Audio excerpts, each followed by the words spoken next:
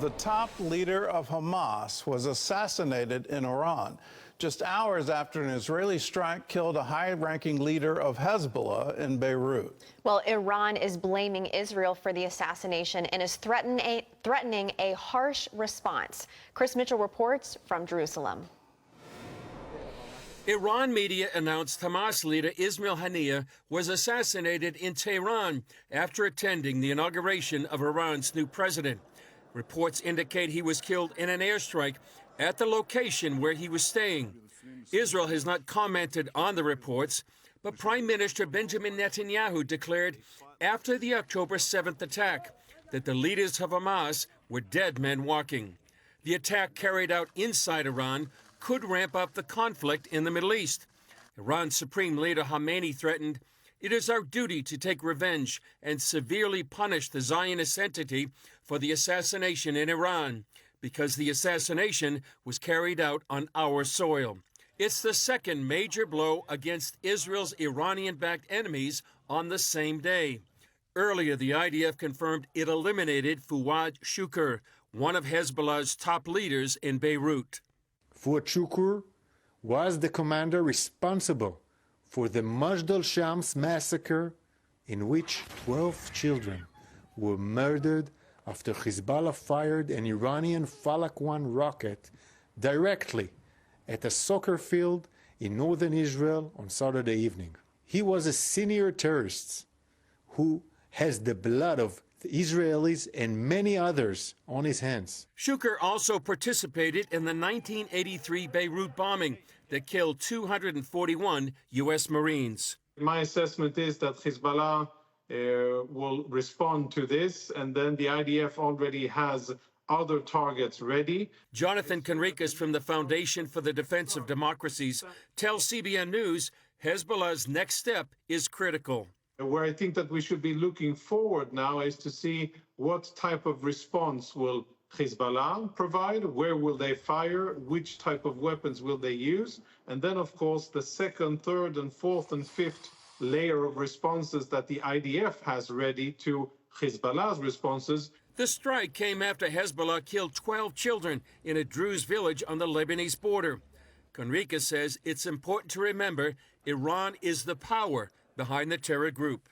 As long as Israel doesn't present a strategy and starts to demand a price of the Iranian regime for killing Jews in the Middle East, in Israel, then I don't think that the situation will change, because everything that we see happening since October 7 and many years before that, but greatly so after October the 7th, all of that is related to Iran. Conricus says it's hard to predict whether this may lead to full-scale war. There's always unknown things that can happen, and then the enemy does things, we will respond, and we can find ourselves in uncharted territory, which wasn't part of the strategy.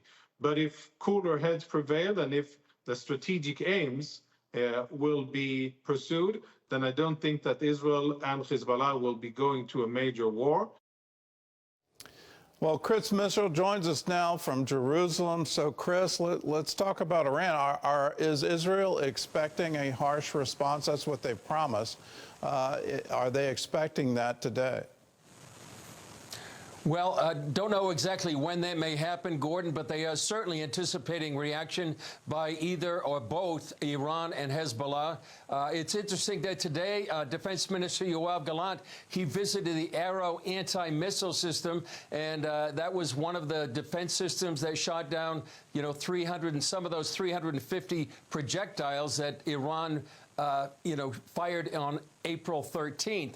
So whether or not Iran is going to directly attack Israel, or it may use one of its proxies. That's really been its method of operation for many years. We'll see what happens. One former general Israeli was telling reporters today that regardless of what Iran does, it's important that America backs Israel right now, which might make Iran more cautious in its response. So it remains to be seen what's happening, but certainly right here in Israel, people are watching and waiting to see what's going to happen next. Just a stunning, incredible intelligence operations, Gordon, what happened. 2 foreign capitals, enemy capitals, precise locations without massive civilian casualties, and also following a major strike against the Houthis in Yemen just about 2 weeks ago. It is amazing how Israel seems to have so much intelligence here.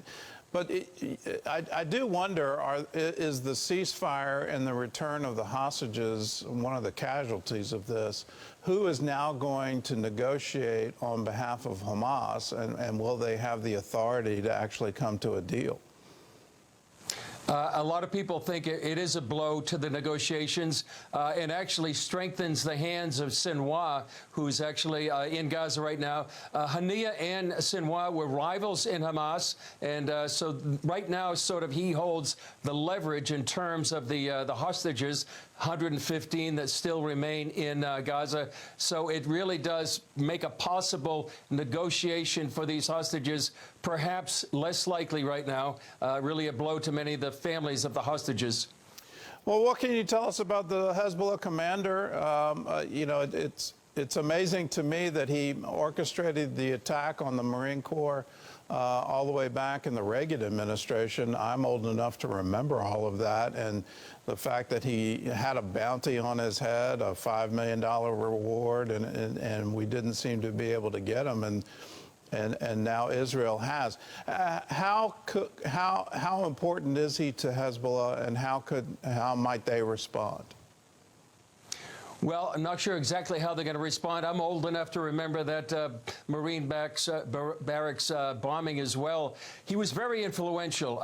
We talked to General Amidor earlier. He was a former national security advisor. He says he's not going to be very easy to replace. He built up Hezbollah over a military force for decades. He was actually managing Hezbollah's advanced weaponry. And what that does is include the precision-guided missiles, Gordon. And how they respond, it's really up to Hezbollah right now. And will the situation in the north remain the same? But they have other options. They could increase their attacks. They do have a formidable rocket and missile arsenal. Will they hit places like Tel Aviv? It remains to be seen. But they also have a global network. They're in Syria, Iraq, in Lebanon, but also in South America, Venezuela, Europe, and Africa. And they also have sleeper cells in the United States. So they have a lot of options of how they may want to retaliate. Well, Chris, you're going to keep me up at night, but please stay safe in Jerusalem, and thanks so much for your reporting and for the insights. And for you at home, let's keep in mind that it seems our policy, our foreign policy, has been some kind of containment. So here you have a leading Hezbollah commander who's living in Beirut, and it seems to be kind of obvious he is. He masterminded an attack on our barracks, and our soldiers died, and nothing happened to him. We thought that, you know, a $5 million bounty was going to be enough. But it's amazing to me that when he starts to strike Israel, well, then there's an immediate retaliation. I would urge you in lobbying right now, our State Department, our administration, our Senate, our Congress, we have to start acting here. If we have this policy of containment, that as long as it's happening in the Middle East, it's okay, but if at what point in time is it going to come to our shores? 9/11 was a wake-up call for all of us that, yes, indeed, it can come to our shores. Is it going to take activation of one of these sleeper cells before we finally wake up? Iran is a real problem, and not just a problem for the Middle East, not just a problem for Israel. But when they call us the great Satan, they really mean it, and they're out to get us. So please, let's wake up to that and realize this containment policy we've been doing for decades is not working.